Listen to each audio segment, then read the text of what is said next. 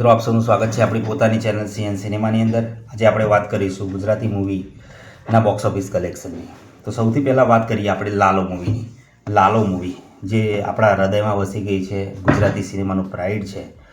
તો લાલો મૂવી આજે એનો 87મો દિવસ એટલે કે રવિવારે લગભગ 15 લાખનું કલેક્શન કરી રહ્યું છે. હવે 87મો દિવસ જ કોઈપણ ઇન્ડસ્ટ્રીની મૂવી હોય ને, કોઈ ટોલીવુડ હોય, બોલિવૂડ હોય, 87મો દિવસ લાવવો જે બહુ મોટી ઐતિહાસિક વાત છે. તો લાલો મૂવી એનો 87મા દિવસે રન કરી રહી છે અને સારું એવું કલેક્શન કરી રહી છે.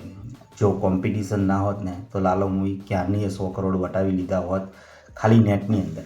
પણ એટલું બધા કોમ્પિટિશનની વચ્ચે પણ લાલો એની જગ્યાએ સ્થિર છે અને એનું કલેક્શન એની રીતે કરી રહ્યું છે. ટોટલ જોવા જઈએ તો લાલો મૂવી 96 કરોડની આસપાસ નેટની અંદર પહોંચી ગયું છે અને વર્લ્ડ વાઇડ 121 કરોડ સુધી પહોંચી ગયું છે. લાલો મૂવી હવે હિન્દીમાં પણ રિલીઝ થઈ રહી છે. આપણે આશા રાખીએ કે હિન્દીની અંદર આ કન્ટેન્ટ છે ને પહોંચે હિન્દી ઓડિયન્સ સુધી અને સારી રીતે પહોંચે. એના માટે મેકર સારો એવો પ્રયત્ન કરી રહ્યા છે. હિન્દીમાં ડબ થઈને મૂવી આવી રહી છે. એનું ટ્રેલર પણ સારું એવું છે કે ઓરિજિનલ ડબિંગ થયું છે. સોંગ પણ છે એ પણ સારી રીતે ફિલ્મમાં આવ્યા છે કે હિન્દીની અંદર પણ આપણને જે ગુજરાતી જેવો ફીલ આવે છે. હવે ખાલી આશા એવી છે કે એને સારા એવા શો મળે કે જેથી મૂવી સારી રીતે આગળ વધે અને હિન્દી ઓડિયન્સ સુધી પહોંચે. કારણ કે આ પહોંચવું પણ જરૂરી છે કે આપણે જે અનુભવ કર્યો ને એ હિન્દી ઓડિયન્સ ચોક્કસથી અનુભવ કરે. કારણ કે કૃષ્ણ વૈશ્વિક છે અને કૃષ્ણ સંદેશ છે ને લોકો સુધી પહોંચે. એના માટે આ ખાસ જરૂરી છે કે હિન્દી ઓડિયન્સને આ ગમે અને મૂવી સુપરહિટ થઈ જાય હિન્દીની પણ, હિન્દી ભાષામાં પણ. અને હજુ તો જો હિન્દીમાં ભાષામાં રિલીઝ થશે અને જો હિન્દીમાં આગળ વધશે ને તો ગુજરાતી સિનેમાનું કદ બહુ ઊંચું થઈ જશે. પછી વાત કરીએ ને આપણે બીજી મૂવી બિચારો બેચલર.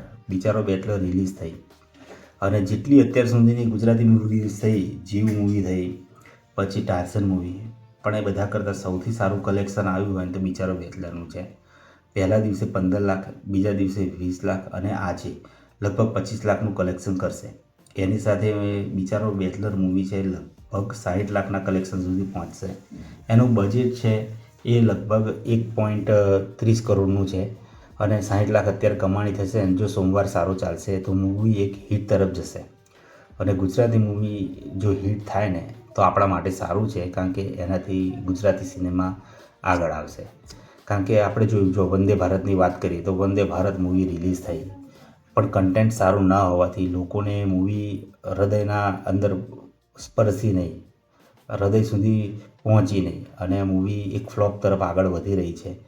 અને ટોટલ ખાલી 56 લાખનું કલેક્શન કર્યું છે મૂવી એના 7 દિવસની અંદર. 8મો દિવસ છે પણ છતાંય કલેક્શનની અંદર કંઈ સુધારો નથી.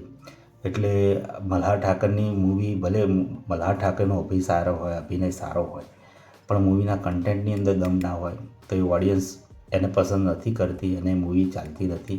અને બોક્સ ઓફિસ હોય ને એની અંદર એ ફ્લોપ તરફ જ આગળ વધે.